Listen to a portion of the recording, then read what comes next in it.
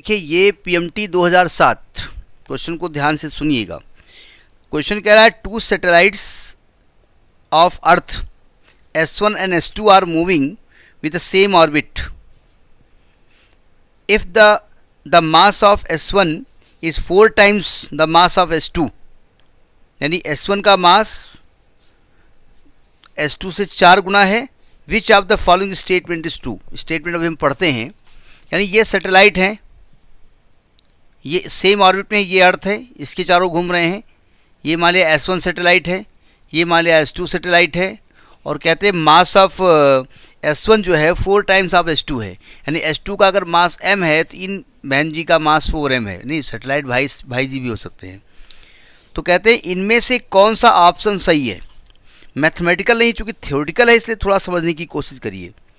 देखो ध्यान से, सैटेलाइट घूम रहा होगा तो इसका कुछ टाइम पीरियड होगा,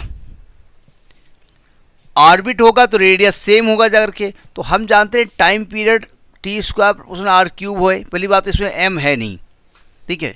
यानी कि टाइम पीरियड जो है, चूँकि ऑप्शन में टाइम के बारे में बात करें, जब पहला ऑप्शन ले लेते हैं, चल छोड़िए। पहला ऑप्शन कह रहा है कि the time period of S1 is 4 times the S2।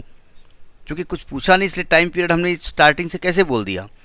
कहते हैं S1 का टाइम पीरियड S2 का 4 टाइम्स है। अब स्टूडेंट सोचा हाँ सही बात है, S1 का जो है 4 टाइम्स है, तो इसीलिए टाइम पीरियड 4 टाइम्स होगा। अरे भैया अगर टाइम पीरियड अलग अलग होगा तो रास्ते में टकराएंगे नहीं जाकर के कहीं पर। भाई एक स्लो चलेगा एक फास्ट चलेगा तो कहेगा हटो हटो हटो हटो हमको निकलने दो। तो पहली बात टाइम पीरियड मास पर डिपेंड नहीं करता, ठीक है। और टाइम पीरियड अगर अलग अलग होगा तो रास्ते में टकराएंगे जाकर के, ऑर्बिट में दिक्कत करेंगे।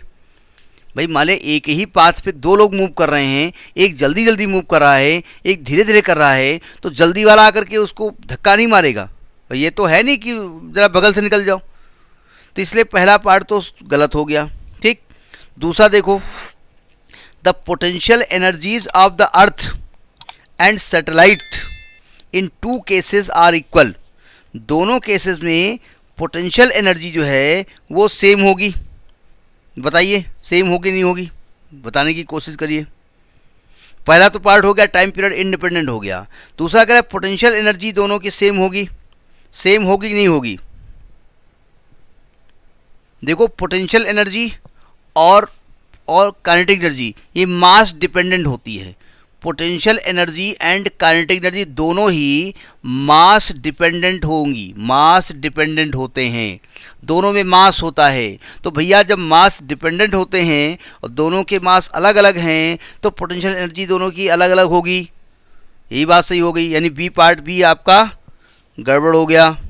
सी पार्ट कह रहा है S1 S2 are moving with the same speed. ये सही कहा उन्होंने, क्योंकि अगर दोनों की स्पीड सेम नहीं होगी तो टकराएंगे जाकर के। इसलिए अगर ये यहाँ है ये यहाँ है, स्पीड सेम है तो दोनों सेम टाइम में मतलब एक डिस्टेंस हमेशा मेंटेन रहेगी।